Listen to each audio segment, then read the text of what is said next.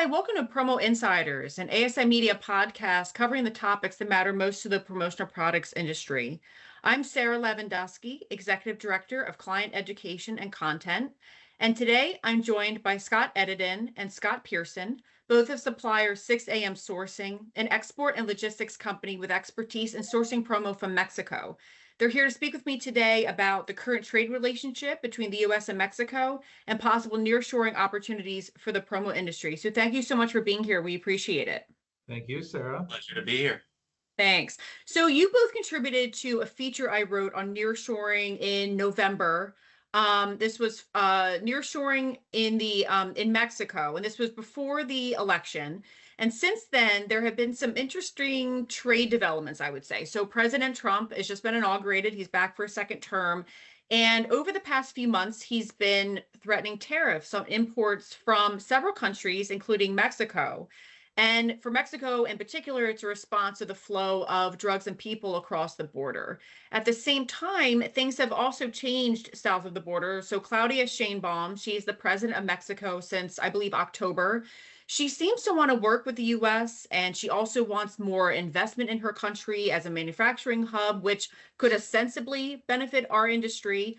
And also, Mexico also implemented, I believe, 35% tariffs on finished textiles hitting its shores back late last year in an effort to cut down on countries using Mexico as a backdoor to avoid tariffs on those goods. So I want to ask you first, and Scott E., let's start with you. Right now, not too long after President Trump swearing in, where does our relationship with Mexico stand? There has been some trade bickering, as I mentioned, but do you think that the two administrations can work together and that promo can benefit from that? I do think the two administrations can work together. I think some of the noise we've been hearing with potential additional duties being put on everything coming in from Mexico is really just more or less negotiating tactics to negotiate other trade agreements from other areas. The two countries have worked together very well in the past. However, I don't know, and I'm a little bit, Scott and I are both a little apprehensive about if this will actually bolster additional, stronger production in the promotional product industry. We don't believe that it will. Yeah, I think one of the things, Sarah, that we've seen already since Trump took office on Monday is he's already got 50 plus executive orders that have come through as it relates to Mexico specifically. It predominantly has to do with immigration and some pretty hard lines with that. As we've read through and reviewed where the executive orders are going, the only thing that really is relating to it in terms of the most immediate impact is he's looking at implementing an external revenue service, an ERS, which is to evaluate really, any kind of to collect tariffs, duties, and other foreign trade related revenues. And in doing so, that's going to take some time and review. I think we're all accustomed to his abrupt statements of throwing some things out and, oh my God, certainly it can come. Certainly it's a possibility, but I think that the countries are going to work together. I mean, Mexico's our number one import into the US. So we're going to work together is how we see it. Sure. And Scott P., let's continue with you. We've talked before about the cultural differences between Mexico and a manufacturing, honestly, powerhouse like China that's long served the promo industry, specialized in a lot of those small widgets, can pivot really quickly and make something else. They innovate in new product. I mean, really, like when we're talking about, Mexico is kind of, this alternative to China as far as the promo industry, where are the differences you're seeing, perhaps obstacles in that area? Specifically with Mexico is, we've been down there for 5 years.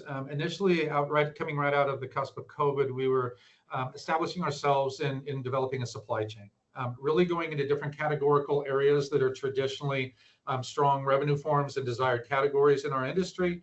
And we were meeting with many, many factories, from headwear to bags to glassware to actually writing instruments to different, factories, from Guadalajara to Mexico City to Monterrey, and spending the time and investing in building a supply chain as we traditionally have done and would do in Southeast Asia and China.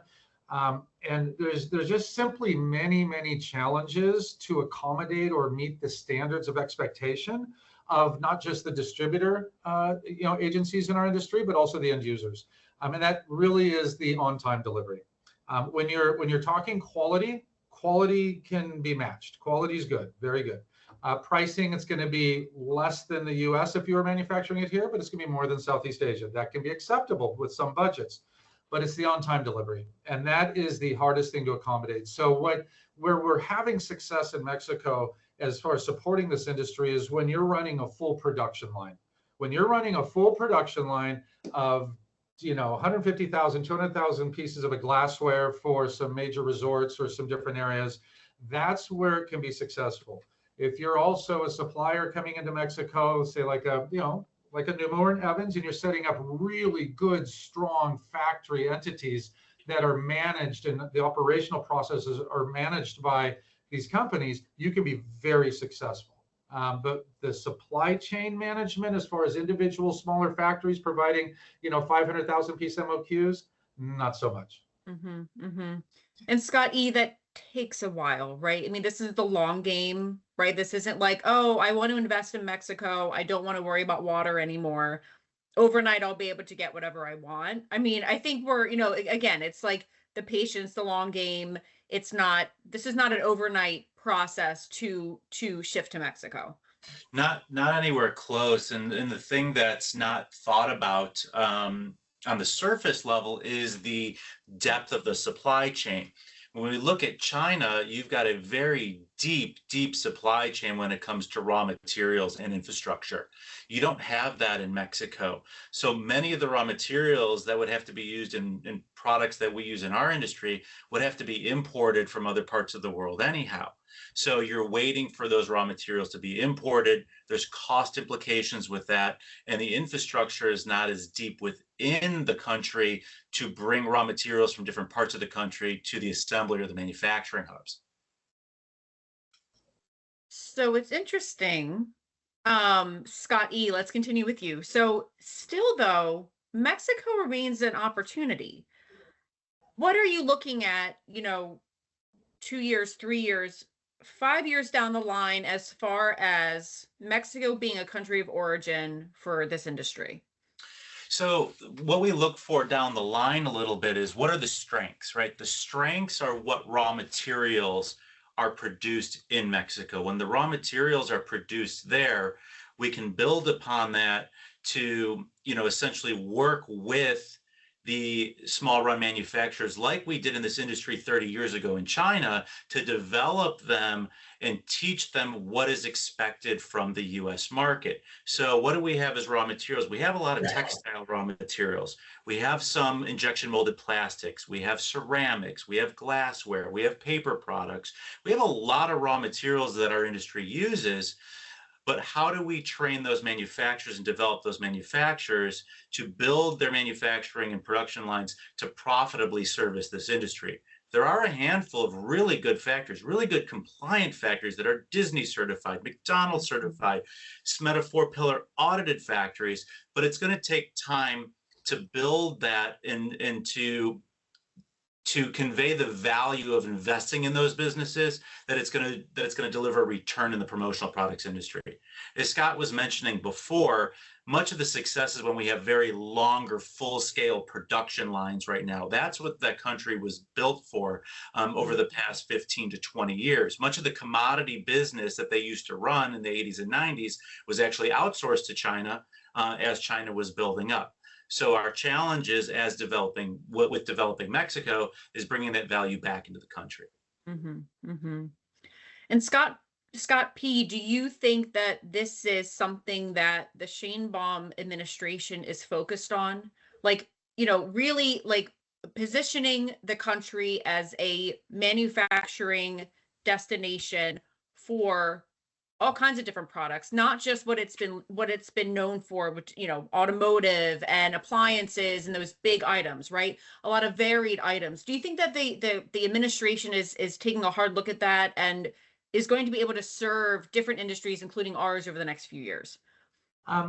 When you talk to actual factory owners or partners that we have down in Mexico right now, I think that there certainly is an optimism in that direction.